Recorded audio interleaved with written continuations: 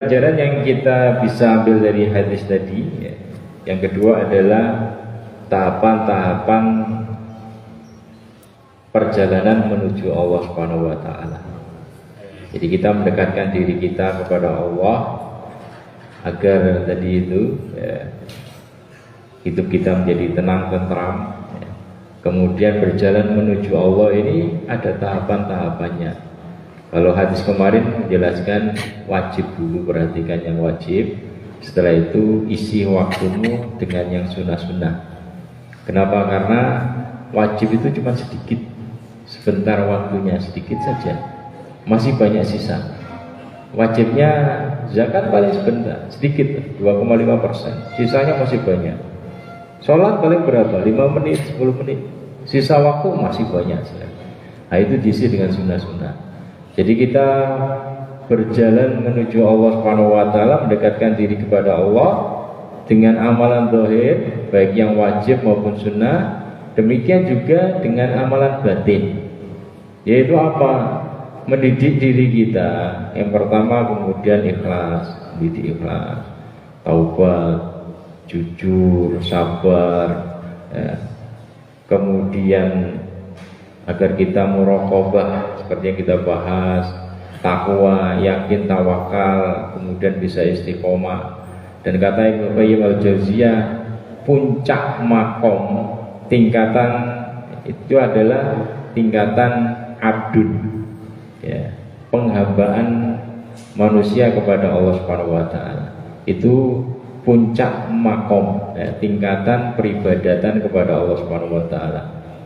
Jadi ini proses ikhlas, ini proses sampai kepada bisa menjadi hamba Allah Subhanahu wa taala.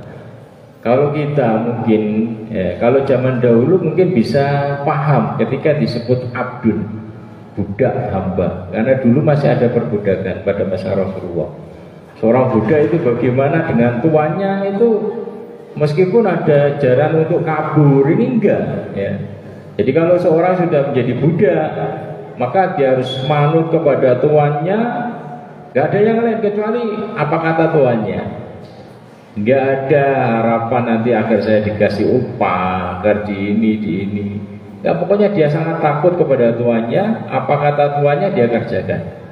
Kalau dulu orang diberitahu seperti itu, abdun, Abdullah, dia paham kita ini adalah hamba Allah, budaknya Allah. Tapi sekarang kan nggak ada, itu perbudakan sudah dihapus. Kita terkadang susah memahami apa itu hamba, ya.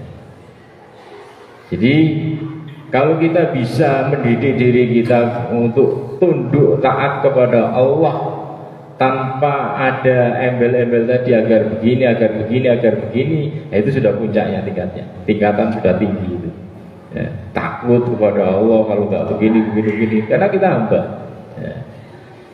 Jadi amalan wajib banyak, sunnah juga banyak, ya. Dalam sebuah hadis dijelaskan, ada seorang sahabat, ya, menjelaskan tentang kunci sukses agar kita bisa mengerjakan banyaknya ibadah tersebut untuk bisa mendekatkan diri kita kepada Allah. Yaitu dalam sebuah riwayat Tirmidzi yang disahkan oleh Al-Albani, anna rajulan qala ya Rasulullah inna syara'i al-Islam qad kathurat alayya fa'ahbirni bisyai'in atasabbat bihi qala la yazalu lisanuka radban min dzikrillah. Jadi seorang sahabat datang kepada Rasulullah, ya Rasulullah, syariat Islam ini banyak, amalan wajib banyak, sholat banyak, zakat juga, kemudian yang wajib, yang sunnah juga, ini banyak, syariat Islam sangat banyak sekali. Ajarkan kepadaku satu hal yang mana kalau aku bisa mengerjakan, melajimi satu hal ini, saya bisa mengerjakan semua kewajiban itu dan mengerjakan sunnah-sunnahnya yang sangat banyak. Tathabbat bihi, ya. Bukan meninggalkan yang wajib sunnah, yang berzikir saja, keliru, enggak seperti itu, ya. Jadi ajarkan kepadaku satu hal yang mana apabila aku mengerjakan satu hal ini, aku bisa mengerjakan semua kewajiban yang macamnya banyak itu, dan amalan sunnah yang banyak itu juga bisa aku kerjakan. Maka kata Rasulullah SAW, la yazalu lisanuka radban min dzikrillah, hendaklah lisanmu selalu basah dengan zikir kepada Allah Subhanahu wa taala. subhanallah, astagfirullah wa atubu ilaih. Ini kekuatan ini agar kita bisa melazimi amalan-amalan wajib itu mendekatkan diri kita kepada Allah Subhanahu wa taala. Dalam hadis yang lain Rasulullah SAW memberitahu ada 3 waktu kunci. Kalau kita bisa ngopeni 3 waktu kunci tadi itu, maka kita akan menjadi sukses dunia akhirat. Terlebih bisa ngisi waktu 3 waktu barokah tersebut dengan zikir kepada Allah sebagai sumber kekuatan.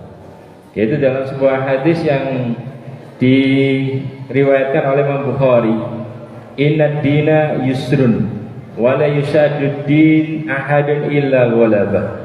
Agama ini mudah.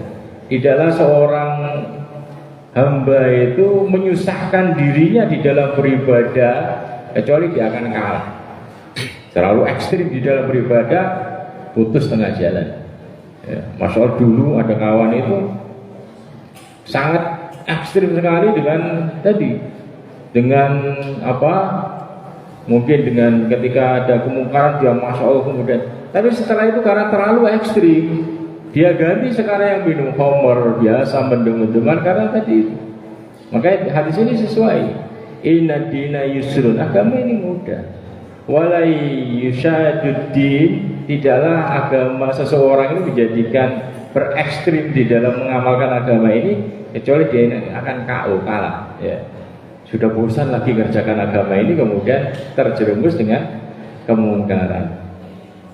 Fasadidu wa qaribu wa abshiru, maka istiqomahlah, jangan terlalu mulu-mulu, tengah-tengah dan istiqomah, dan minta wa abshiru, ya, amalkan ajaran ini dengan penuh kegembiraan. Dan wasta'inu bil ghudwati warrohati wa syai'in minadul jah, ya, minta tolonglah kepada Allah agar kau berhasil mengamalkan agama ini dengan memanfaatkan 3 waktu utama. Yang pertama adalah bil ghudwati, dengan waktu pagi habis subuh. Yang kedua birrohati, dengan memanfaatkan waktu sore habis asar. Yang ketiga wasyai'in minal dulja, ya, sedikit waktu di malam hari, artinya sepertiga malam terakhir. Kalau nggak bisa jam 2 ya menjelang subuh, adzan awal bangun. Jangan sampai terlewat 3 waktu utama ini untuk berzikir kepada Allah Subhanahu wa taala. Kalau engkau bisa memanfaatkan 3 waktu ini, sukses dunia akhirat. Ya. Habis subuh. Cuman kebanyakan kita kan meremehkan 3 waktu ini. Habis subuh, asar ini adalah waktu jalan-jalan. Masa zikirnya itu sudah nggak ada dalam jadwalnya. Ya. Tapi Rasulullah memberikan semangat orang yang mau duduk salat subuh sampai matahari terbit seperti umroh haji bersama aku, kan gitu. Ya. Ini motivasi. Jadi kalau kita nggak bisa habis subuh itu duduk di masjid, ya tetap aktivitas mungkin di rumah tapi sambil zikir. Makanya ada zikir pagi, zikir petang. Ini kekuatan energi luar biasa agar menjaga kita dari gangguan setan, memberikan kekuatan kepada kita agar kita bisa mengerjakan amalan-amalan yang wajib, amalan-amalan sunnah untuk bisa mendekatkan diri kita kepada Allah Subhanahu wa taala. Dan terlebih tadi wasyai'un minadul jah, sedikit waktu di malam hari, di penghujung malam. Itu jangan sampai terlewat, karena ini waktu-waktu yang pamungkas agar kita bisa mengerjakan yang tadi, bisa mendekatkan diri kepada Allah Subhanahu wa taala dengan cepat. Demikian, semoga bermanfaat. Assalamualaikum warahmatullahi wabarakatuh.